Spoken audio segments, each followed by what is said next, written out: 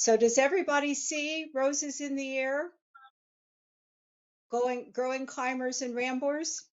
Yes, I see it. Yes. Okay, I can't see you all, so but I can sure see the slide. At least one of you knows what this view is. My dear friend Lisa, who, by the way, was my best friend from freshman year in college. We go back a little. Has been to my home, and this is the view that you see when you walk into my garden on a really good spring day or early summer day. And as I mentioned before we got started, and I'll talk about this, I had a garden without climbing roses and then got inspired. And you can see a variety of them here. Um, if you, I sent Ken some handouts that go with this presentation, and it lists the roses in each of these slides. So those of you who have the handout don't have to try to scribble down the names. If you want, let me know and I can email you the handouts, or Ken can share them if you didn't get them. But the rose on the Rambler is, if you know Phyllis Bide, she's pretty unmistakably Phyllis Bide. I once read something that described it as a silly dither of a rose, and she certainly does dither away above us. She's a repeat blooming polyantha, which is nice. The arch in the back, Zephyrine Johann, is on the left and Crepuscule on the right. A good friend of mine once said yellow and pink stink and should never be put together, but right next to it is Mutabilis. And any of you who know Mutabilis know it mixes yellow and pink and doesn't stink at all. So I figure it's okay. And the little climber on the right is a mini climber. It's roller coaster, which I think is a parent to 4th of July, which some of you may know. So anyway, this is the view into my garden. And if you're my Facebook friend, you see this view again and again. My garden's really not that big. Occasionally somebody who's been following me online comes over and says, oh, that's all it is? Well, yes, it is. So why grow climbing roses? Um, Certainly garden designers talk about having vertical elements to punctuate. Stephen Scaniello likes to put pencil-like evergreens in. And so vertical elements are really important. A flat garden is a boring garden, in my opinion. You can frame or block a view. So as you know, you see in that first picture, it leads you to where you're headed. You can fit more roses into your garden, even though they're big. If you've got them going up, they don't take as much room. And the other reason I like to do it is because climbing roses are romantic, and I'm a romantic at heart, and I just love to be surrounded by roses. Speaking of being romantic, I wish that I could have gotten that swan to look at me. But anyway, you've got the tail, and if the swan was looking at me, that would be the most romantic picture ever, right? This is in Modesfont Abbey. This is a climbing rose known as Alberic Barbier, and Anne Belovitch did try to import all of the Barbier roses into America. It's only a once bloomer, but boy, is it beautiful with such clean foliage and flowers. And that's the river Leaf that goes through Modesfont Abbey. So climbers versus ramblers, and I do kind of tend to use those terms um, interchangeably. Greg Lowry writes about them as being a chaos of classification. And in general, climbers are repeat blooming. They often have stout structural canes, and we'll show some examples of that. It includes some things that are sports of familiar classes, such as hybrid teas. They also include classes that the American Rose Society calls large flowered climbers. Hybrid musks can be considered climbers.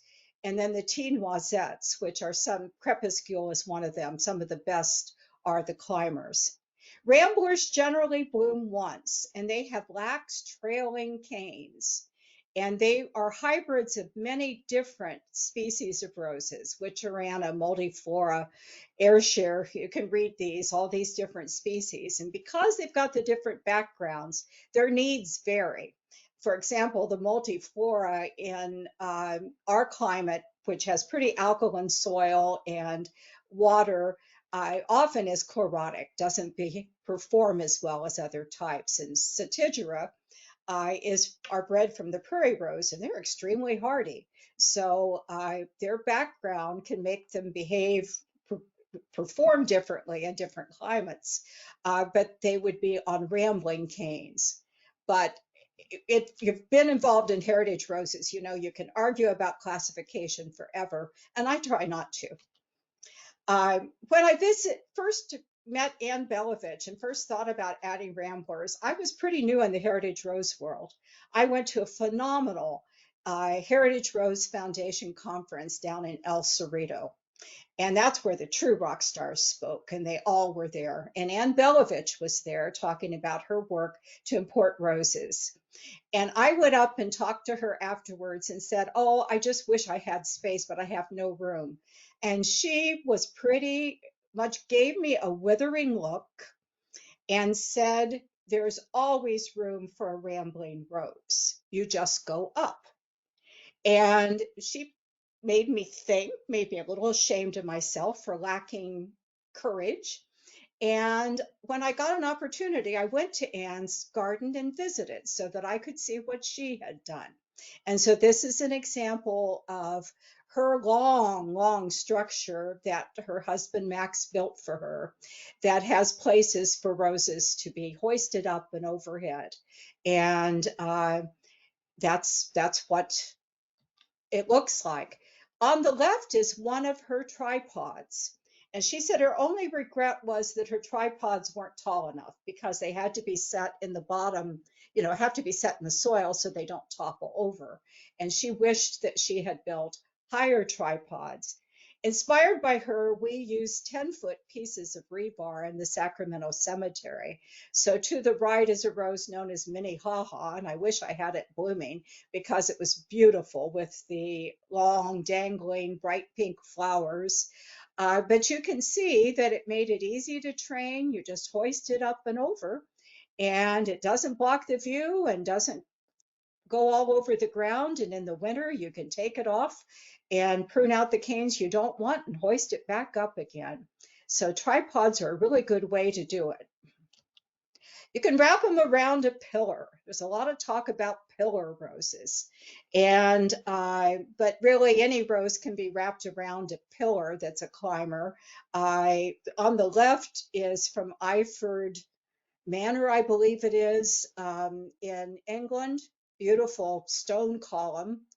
But in the middle, if you've been to Modestfont, in the beginning, this is the Pilgrim, which is a David Austin rose, a large rose. It isn't necessarily a rambler, but there it is, neatly tied around those posts. And the picture to the right is what's being used to attach it. They just put those large staples in, roofing staples in, and then use those as ways to tie the canes in. You can put your twine around it and hold the roses up.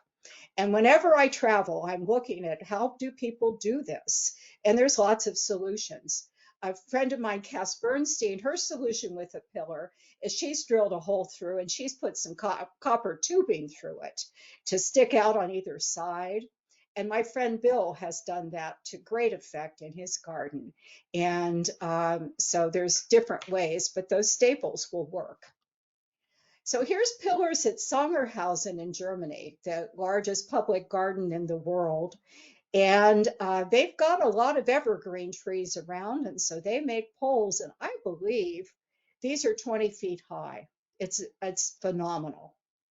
And they plant, I believe, 3 different roses of a type on each side, and then train them up these cedar posts, or evergreen posts. I don't know if it's cedar or fir, probably fir, but the roses are very disciplined often in Europe, and they're disciplined here so that they don't sprawl as much, but it's phenomenal to walk through them. You can train them on a fence. This is the wrought iron fence at the Sacramento Cemetery. And it's wonderful to be able to espalier. And espaliering is training the canes horizontally. Much easier to prune them and trim them, and what a display you can get. This is my home, and the fence is not nearly as elegant as that wrought iron fence. And it's just climbing dainty best, so that's a true climber with the a climbing hybrid tee with the stout canes. And I just run wire. It could be more elegant, could be more coated, but you can see I've got eyes screwed into the posts, and I just run wire between and tie the roses to that. And it works. Not expensive and not hard. They can grow up a tree. And this, again, is a view in the cemetery. As far as I know, that rose is still there.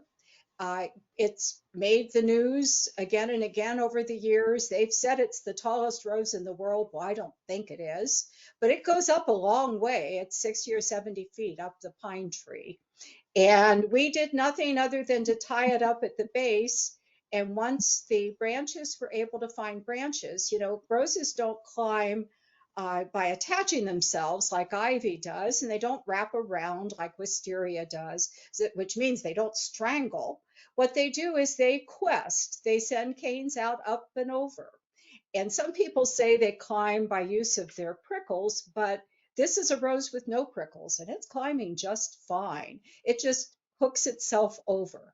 The one issue is wind resistance. And after there's big storms, I did drive by the cemetery after all the awful storms we've had and wondered, had it done any damage? And as far as I could tell, the tree and rose are just fine. So they'll grow up a tree. If you give them some encouragement, off they'll go. Here's one that I saw in Europe in a garden. I don't know that I can say that. Is it Ghislaine or Ghislaine de Fellegond? But it's another repeat blooming, climbing or rambling rose. And I just love those colors. Those colors are so subtle. And this is a rose complicata going up, I believe, either a dead or a very declining apple tree at Modest Pond. Another rose is not necessarily a climber, but it's a large rose. And a couple other examples of them going up trees. These definitely had to be tied. I don't know if any of you have been to Hearst Castle, but they've got a lot of roses there, including, I believe it's climbing Cecile Bruner on the left. And I'm not remembering. I've got my list here. Which one that pale yellow is. Well, anyway, I don't have my list. I've got page 2 of my list. So I don't recall offhand which one that is. And this one I never knew the name of. I saw this in one of my first trips to France, shading a bench. And a friend of mine now has her climbing Mademoiselle Cecile Bruner going over an arbor very similarly in her garden. And it's just so inviting. I don't know how inviting this is. It looks like you'd be entering a jungle, but it's pretty magical under there. That is Paul's Himalayan musk, and it has a great scent and massive once bloomer going over that bench. They can beautify a building. In England, they call a toilet a toilet. And so there it is. And this is Catherine Harrop, I believe. Zephyrine Durheen, I sport. But there it is gracing the toilets. And I believe that's at David Austin Nursery. If it's not, it's Peter Beals's. So it's at a rose nursery. This is at a friend's house down in Santa Barbara. And this is a beautiful old rose known as Lamarck. They can arch over a path. We had rebar archways in the city cemetery, and it just, to me, was magical. I told you I like romance, and this is a very romantic look. And Lyon, France, there's a whole alley of arbors that Odile Mascalier put on in this hillside garden. This is a heritage rose garden, very steep, and you can walk along through all these climbing roses. So again, at my house, these are Zephyrine and Druheen and Crepuscule. When I traveled in Australia, crepuscule was everybody grew it. It did so well for them. And it does well for us in California too. It can be espalier on a wall, and this is one also that I never knew the name of it. This was at a garden in England, but that beautiful wall is just perfect for that rose. And I assume espalier, you understand, I've already used that term. Espalier is to bend a branch sideways. And we'll talk about that a little bit more. It can be trained over a pergola. This is in Kew Gardens. And I was told, oh, don't go to Kew Gardens. They're not the place for roses. Well, I'm not just interested in roses. I had other things I wanted to see. But then I discovered this long pergola in full bloom when I traveled there with my friend Janelle, and it was a place to go for roses too. So there you see the chain. You also could spot a chain on that picture by the toilets. And when I have read old rose books about how to train, Gertrude Jekyll particularly is one that I loved reading about how to train climbing roses and grow old roses. She has a chapter about growing roses in the Riviera. So even though she's English, that chapter about the Riviera totally suits California. And so it was very interesting to read that. But there was the word caternary, which is not a canary, not a cross. Anyway, we could come up with a lot of things that name could be. But a caternary is a chain that is strung between posts, and then you wrap and train your rose around it. And of course, you can do it by rope too. It doesn't have to be a chain. A swag, in other words. You can support roses on simple structures. Again, this is in Montesfont Abbey. My first trip that I went there, I went 3 different days and visited a guy named John Dodson, whom some of you knew from Garden Web Antique Roses Forum years ago. And I was very interested in what they did. John said you couldn't build a structure strong, that was too strong, because I was amazed at how big these posts were. And he said, yes, they need to be sturdy. In Montesfont, they have a whole crew of gardeners, which we would all love to have. And what they do is take the roses off their walls, take them off these structures. In the winter, when they prune, everything's detached. They pick through the canes that they want to keep, train them the way they want to, and reattach them. A simple structure. This one was a garden I saw in Texas, and Martha Gonzalez is a found Texan rose, a China rose, and partly built out of shovels. I just love this. So it doesn't have to be fancy, doesn't have to be expensive. In Italy, I've got to visit Helga Brichet's garden, and she is very interested in gigantea or gigantea hybrids, as a lot of roses that were developed in India by Viru Veeraraghavan. And she has an old olive orchard there.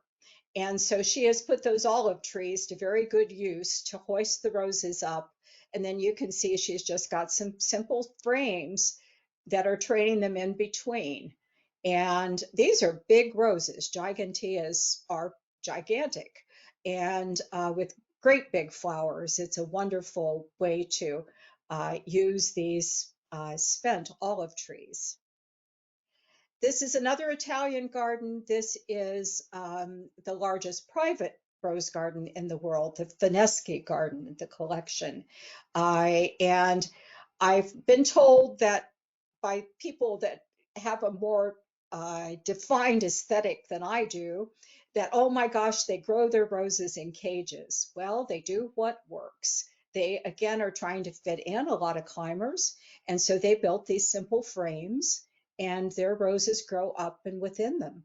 And I think they're beautiful. it's fine by me that they are confined, because that means you can grow more roses.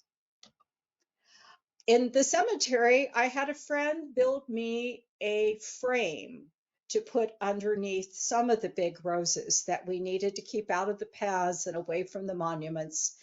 He was a carpenter, so I thought that he'd build me a wooden frame.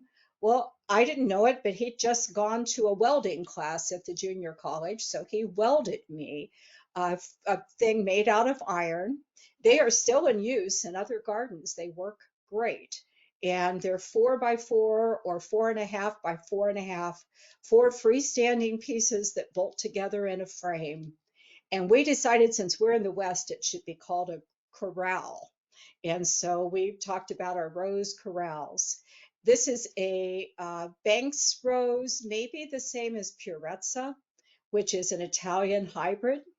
But we found it in a monastery up in near Chico, California, in a town called Vina. And so it's called Vina Banks, is what we call it. But you can see what it looks like when it's not blooming, and then the fabulous canes when it is. So you can corral your roses in a frame. In the cemetery, wasn't the most beautiful solution, but we did rebar and conduit supports. And so it's 1/2 inch. Some people said that wasn't strong enough, worked for us. The 1/2 inch conduit we would cut into and sink into the ground. Then we would take two 20-foot pieces of rebar and cross them. I make an X in the center that we attach with some baling wire. And those things stood for 20 years and supported the roses. On a couple of occasions, the roses blew off. And so one thing I learned was that you needed to attach the roses not just to themselves, but to the structure. And another thing that I learned was that you really do have to think about weight and wind resistance. And I'll talk about that in a little bit and show you some examples. This is a south-facing granite mausoleum in Sacramento, California. And when we first put that frame in, it was a chilly day in the spring, and it was hot up there. We had to shed our sweatshirts. The roses really did not do well there that were touching that mausoleum, because it just was too hot for them. And so getting them away from it not only ensured there was no damage to the granite, which was unlikely, but it was not touching the monument. But the other thing was, it was much better for the rose's health to not be on that hot surface. Are you all still with me? Ken, is it still working? Yes, we're doing good. Okay, I heard a little bloop, so I didn't know. So here's another example of a rebar and a conduit support. That's just the Rose Sambrui that was at the entrance to the rose garden, the top of what we know as the east bed. And I'm sorry this is an overexposed picture, but it does show what it looks like when it was in bloom. So another thing you can do with roses is create layers of blooms. And there's a lot of talk about layered gardens being a good thing. So you have ground cover and you have mid-height, you have things that go overhead. Well, you actually can layer pretty well with roses. Some are low enough to be ground covers, and there's all sizes of bushes. And then you can have these great big ones that are layers. This is Odile Mescalier's home garden, La Bonne Maison in Lyon. And you can combine the roses with perennials, and which is what I do at home and what I try to do in the cemetery. Much as I love roses, I love many other kinds of plants. And also you get more beneficials, you extend your period of bloom. There's a lot to be said for combining them with perennials. And again, this is a layered look. So you see the clematis going up through the pink rose to the left. And again, it's just so inviting and so romantic. So I talked about espalier. And when it's a climbing or rambling rose, training them out and not up is the thing to do. I think I'll show you an example in this talk of my old handle rose, large flowered climber that was one of the first ones I planted years ago. And the blooms were just always at the top. I had it on this little structure, well, a trellis. And they sell those trellises that are taller than they are wide in the nurseries. So that's what I thought you should do. And then I learned if you trained the canes horizontally, or at a 45 to 90-degree angle, or maybe a little bit more than maybe 45 to 120 degree, that all of the lateral buds will break and you will get secondary canes that will bloom. So this is on Phillips and Rick's Pink China Climber, and I'll show you that rose again, which is a found rose from China, collected in China. Blooms once, but with a huge covering of bloom.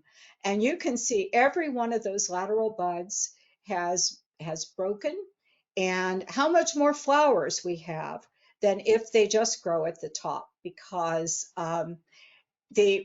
most roses grow with apical dominance. So at the apex, at the tip, is where the growth and bloom is. So in a way, this rose has gotten confused and it thinks all of those buds are at the top of the cane. Okay, here's my handle rose. So I started out with the trellis to the left, and then I thought, what will happen if I put a trellis to the right? So I trained it across that, and it still was reaching out. So I trained it to another one to the right. And I measured it, and it was, I think, nearly 18 feet across. And I had all that bloom instead of just bloom so far at the top that it didn't do any good. I'm talking about it in the past tense. The poor thing just gave out. It was a budded rose, and I was fighting Dr. Huey under it. And finally, I said, "Thank you for your service." And we all know about shovel pruning a rose, and I have a different rose there now. But I learned that from this a very good lesson about training horizontally. Now, I talked about there's ramblers and there's large flowered climbers, and the roses really grow two different ways. I'll get oversimplifying, but many of the ramblers send up new canes from the roots.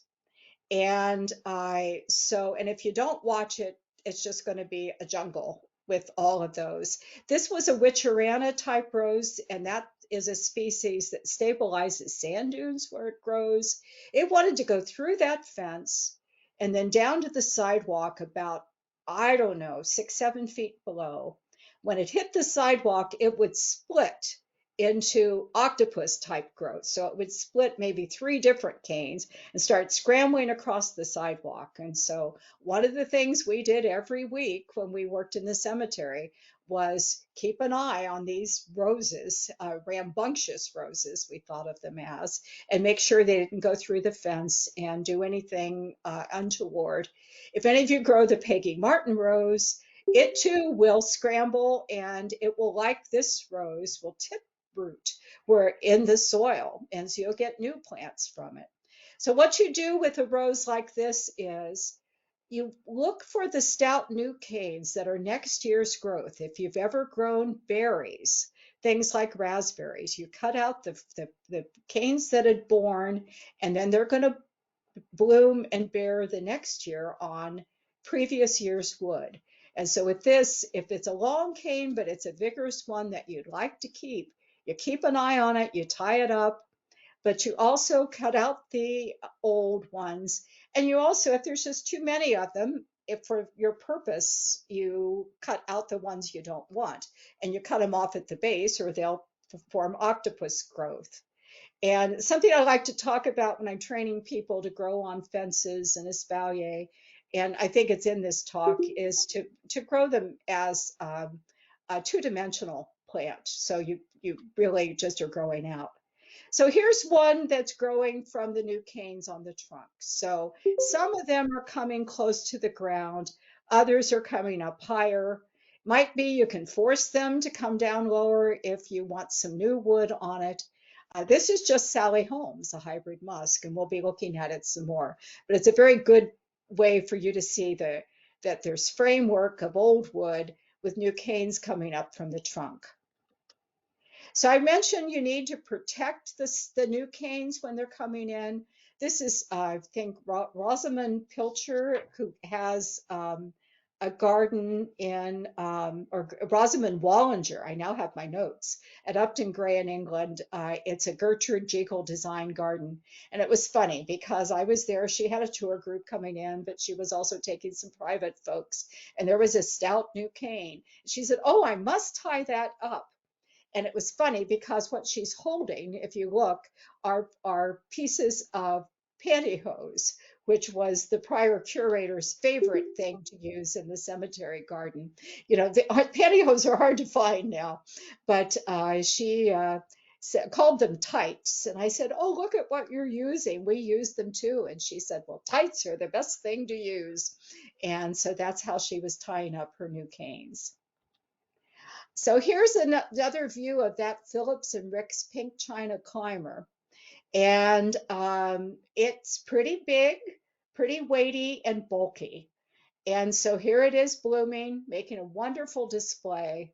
But I learned over the years that probably that's too many canes going over, and that what you need to do is reduce the weight and bulk, because on a really big windy day, sometimes the wind seems to come and circle around. And so better to have it provide a little less resistance in the winter. And talking about roses growing up trees, that's a Banksia lutea. I believe that's the right word for it. It's the double yellow banks that was going up an elm tree.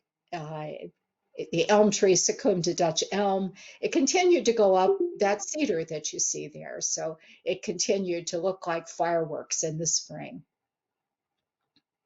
So here's the Phillips and Ricks. And when Stephen Scandiello comes out, he came out 5 years in a row to teach us how to prune. The first thing he does is clear out the clutter. And so if you've had any training from Stephen, that's the first thing he does. And it's Stephen's scissors hands, not Edward, but clip, clip, clip, and you clear out the clutter. And he said, once you've done that, you can see better what it is that you're going to do. Now, something else I do before I snip away, because I don't have the decades of experience he does, is I spend a few minutes trying to decide which canes I want to keep and which ones I want to remove, and try to make sure that I don't cut out the ones that I want to keep, which happens. So here it is. Here this rose is with most of the clutter gone. And then you can say how many of these canes are too many. I think you can see a major cut that happened there. So one of the big ones is gone, but there may be some more of that clutter that you want to remove before you tie it in. So here Stephen is, he's working on Sally Holmes in this picture, making major cuts. And if you've taken training classes from him, there's his gloves with the fingertips out so that he can tie. Because it's impossible to use his favorite jute tie with full gloved fingers in your full fingers in your glove. Doesn't stop you from getting pricked, but it's only the fingertips. And so here he is. He is an advocate of arranging the canes with open space. And he says you should be able to put a gloved hand through. And so you want some open space. And then you tie them in place. And as I said, he loves his jute tie. I use other types of tie often because my fingers are just not very agile anymore. But if the jute tie lasts for a season, and next year you do it again, and they don't harm the roses. So here we are with that. This was a day that Stephen had done a pruning class for us, which was a wonderful thing. So some of these were volunteers in the cemetery, and some were people that came just to take the class. So he pruned the Peggy Martin rose. And again, I said, I imagine many of you know the Peggy Martin rose. Maybe you've had a chance to meet Peggy. Stephen is from a public garden background and formal gardens that he takes care of for some of his moneyed clients on the East Coast. So he trims every secondary cane on that rose and gives it a firm hand. And so this is how it looked after he had pruned. Peggy takes a little lighter approach, and this was the rose in her home garden. And the thing that the Peggy Martin rose will do is bloom all down the secondary canes, these draperies of roses. And so the last couple times that Stephen came out to do a pruning seminar, the ladies that particularly took care of the fence in the cemetery said, keep him away from Peggy Martin. And the good news is it's not hard to distract Stephen. He easily gets directed to other things. And so he would say, oh, we should go prune Peggy, and I'd steer him away, and we'd all kind of herd him to another rose in need, so that we could keep these long streamers because we just thought they were so beautiful. So it's different ways to do it. You can prune it more in a more disciplined way, or you can let it hang. In the cemetery, we did have some purpose-built structures built by the city and installed by them. And I actually designed that and was very happy with it. And one of my friends said, oh, you have a tuteur, Teuteur. I can't say it quite right, but that's the French word. But again, easy to train the rose up and around. And here is another view of some of the climbing roses. That's actually Sally Holmes to the left, Manchester Guardian Angel up to the front, behind it, going over one of those arbors. Up on the fence, this is Ramona, which was always one of the very first roses to bloom. It would compete with Lady Banks of who put out a blossom first. And this is Fortune's Double Yellow, and you can barely see it, but it too is on a corral. And when I first started volunteering in the cemetery, that rose covered an entire 20 by 20 plot. All the monuments that were in that plot were covered, and it grew into the street. You couldn't park, you couldn't walk past it. So Barbara had a guy come in with a chainsaw and cut it down. Barbara was the former curator. But then we brainstormed about corrals and put one under it, and were able to have it coexist beautifully with the pathways and the monuments. And another place where we have them going up over arbors. The one on the left's actually over a corral. The one in front was over a large arbor. And I just have this in here because it just is so beautiful. It's a climbing tea, well, with a lot of gigantea in it. So why grow these climbing roses? I've talked about how romantic they are. They certainly, I feel, make you feel like Alice in Wonderland. And that was something I loved about the cemetery garden. The plots were raised already, and then the roses growing in them were allowed to grow large or go overhead. And they make you feel like Alice in Wonderland.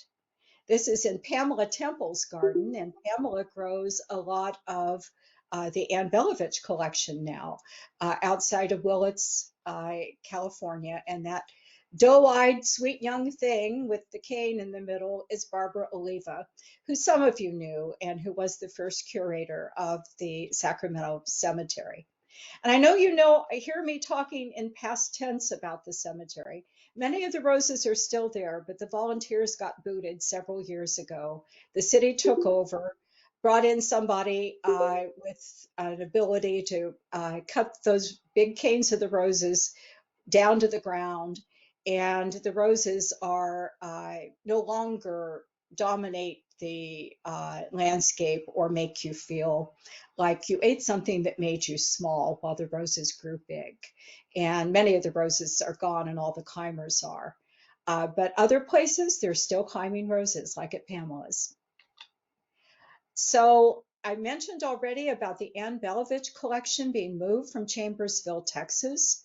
We're partially funding that through the Heritage Rose Foundation, working with Claude Graves, and he is a force. What an organizer! And so he's having these roses propagated down in Shreveport. And this sort of pillar was designed by Stephen Scanlon as a way to train the Ramblers up. This is Dr. Walter Van Fleet, which is the non-blooming or non-repeat blooming version of, if I've got this right, now I'm going to, of New Dawn. And so New Dawn was the first plant ever patented in 1930. And it was patented because it's a repeat blooming sport. But this once blooming is growing massively and beautifully. And this is at the American Rose Center. There's going to be a project of 10 more of these structures being put up so that they can practice what it takes to prune them, with a vision of there being a full-fledged Anne Belovich Rambler garden at Shreveport.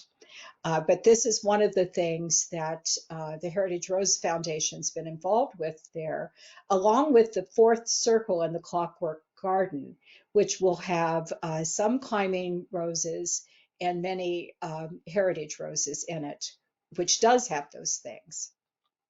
So I can't talk about the Heritage Rose Foundation without touting joining us and becoming a member. Many of us are seniors, and it's $25 a year. If you've never been a member before, there's a lovely book, Gold Rose Survivors, that will come to you. And otherwise, you'll get a newsletter 3 times a year and a chance to support what we're doing.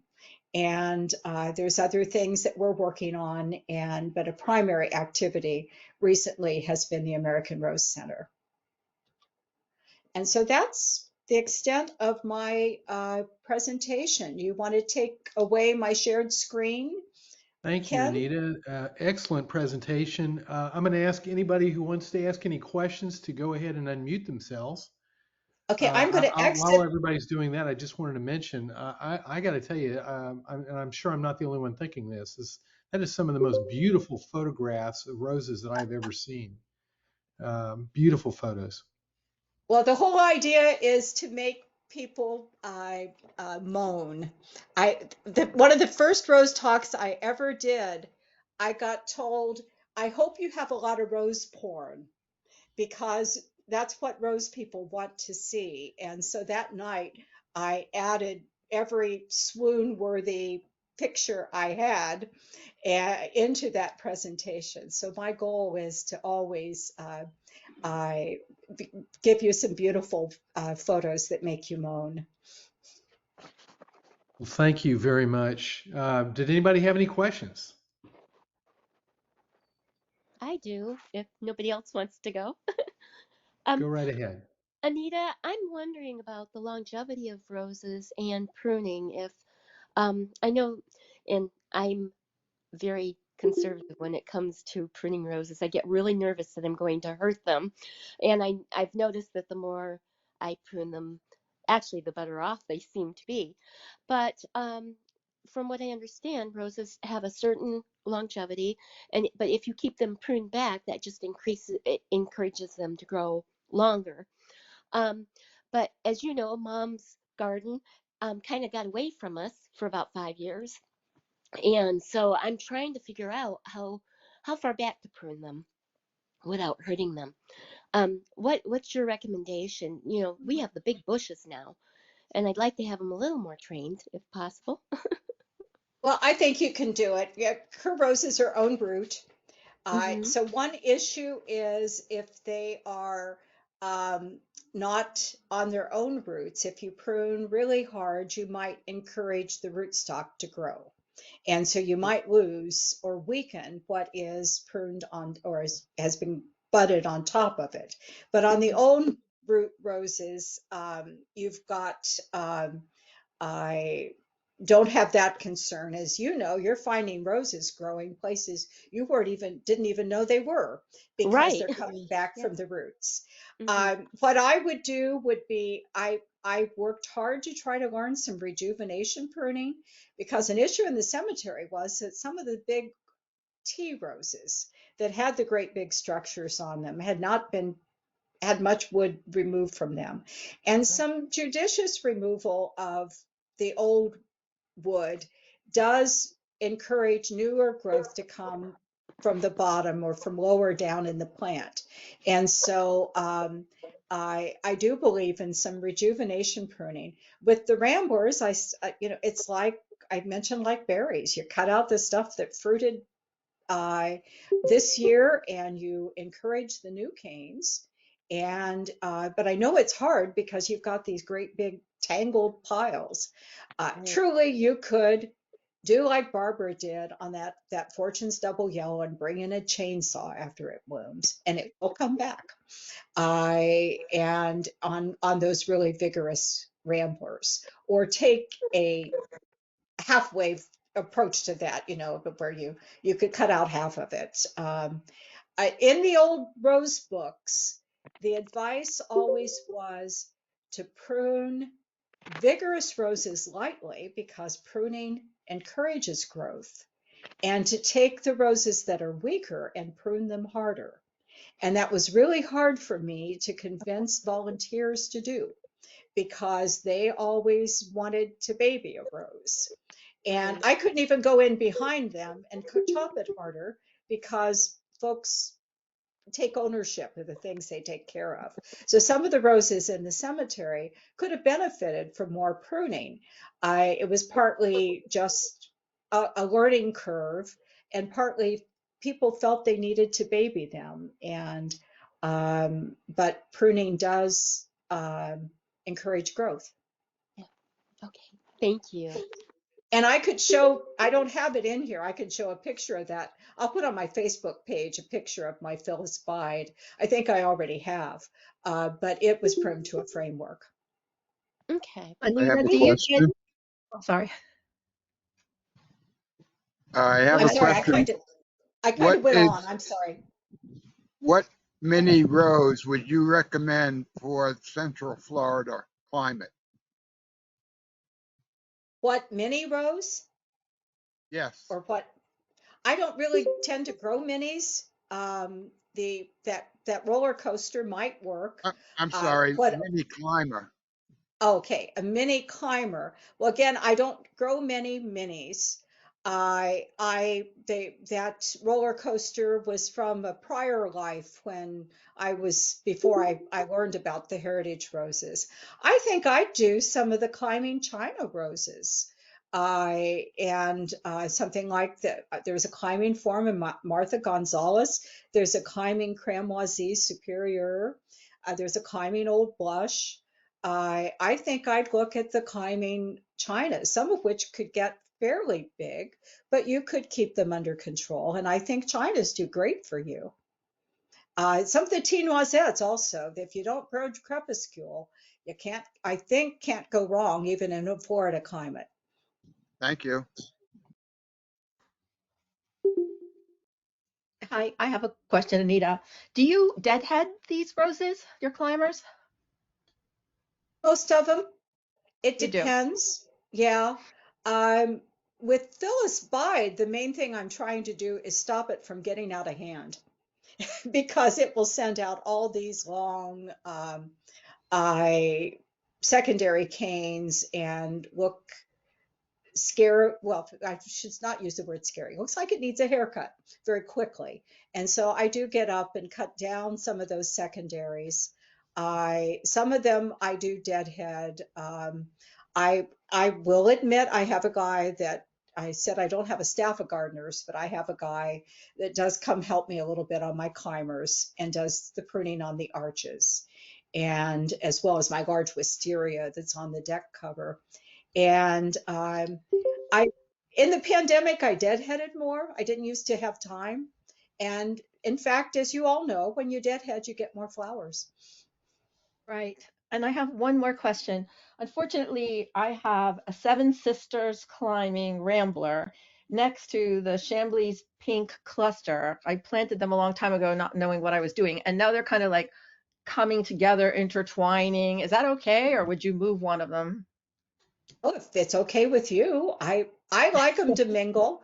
I had I had a what was it? I'm trying to think what the two types were, but they were planted side by side in a cemetery plot, a 20 by 20 cemetery plot that didn't have any headstones, and they weren't supported. They both were climbers. And they mingled together so beautifully. The colors looked great. And then one time, a volunteer came down from up in the Broadway bed, and she was all covered in scratches and sweaty. And she said, "I did it! I did it! I got those roses untangled." Oh, because it was really pretty to have them growing together. And so it's really up to you what you want. I don't think it's going to hurt them. But the more vigorous rose can crowd out the less vigorous, Right. of Okay, thank you. course. Anita? Anita? Yes. Yes. What would you say is the most optimum or best time to move once blooming ramblers? Would it be early fall, late fall, winter, in order to keep some of the bloom for the coming year? Maybe, is this Robbie? Yes, yes. Okay, well, you're up in Oregon, so it's not so hot. Another thing would be to cut it down after it blooms and move Uh-huh. it, and then give it all summer to develop next year's canes. Is another approach. I wouldn't do that in Florida, and I probably wouldn't do it in California. Although my good friend Bill Harp, who's the one who got me into old roses to begin with, moved here from Berkeley in end of July and moved all his roses with him. And he Huh. said they didn't miss a beat. That he Okay. just cut them back and he watered them, and they all survived. But if you want the bloom next year, if you move a once blooming rose and cut it back in the fall, you're only going to get bloom on the canes that survived. Mm-hmm. So I would think move it as soon as it's through blooming. Okay. Okay. Keep my fingers crossed. Yeah, well, and the main thing is hydration. Making sure that you've got them hydrated. Yeah. Thanks. Says nobody's talking. Okay. Well, and Well, I'm happy to does talk. anybody else have any more questions? I'm happy to talk more about roses. So, any questions you've got, I'm happy. As you all know, I love the subject. Hi, this is Jan Rogers. Who asked the question about um, climbing roses in Florida? That was Vince I Mankato. did Vince Blancato. Because Clotilde Super Climber does beautiful here. She I she she's a repeat climber. She smells good. She's just a lovely rose, and she does great in our garden right here in Florida. How do you spell that, please? C Clotilde, I believe. Super Coupert. It's Soupert. Oh, it's yes. I'm sorry. We have them on And our so we have them available if anybody wants one. and I thought about mentioning that because I know what a winner she is in Louisiana and Florida. I grow the shrub form of it, Yeah, and every she's year I plan to take it out because it balls so terribly in the spring for us. And then it can ball also when it's hot and dry. But when it's time finally for me to take it out, come fall and early winter, so September through December, it's just delightful. And so I think your added humidity means that the guard petals don't dry up and choke the rose, because those flowers are just like little tennis balls, really. They're just, or little golf balls. They're just hard little balls. And so in our climate it's not the best rose, but I've heard it's great if you have heat and humidity. well, most of the climbers that I have are they're a repeat that I have in our garden. I mean, we Yeah. have a lot of ones that aren't, but Clotilde's one.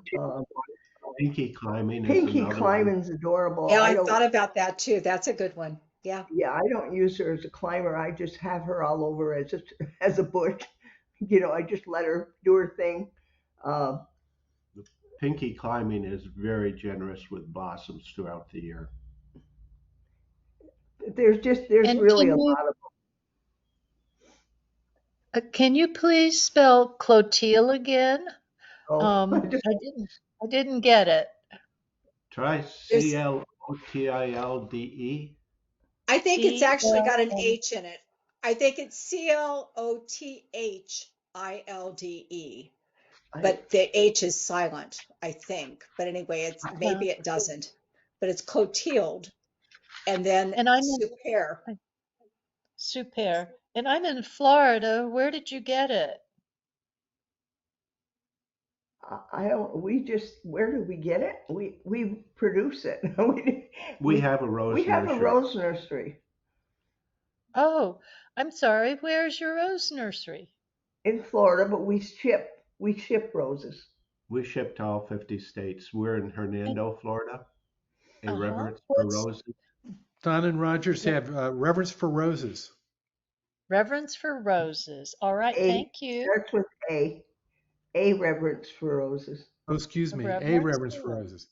roses. Okay, thank you.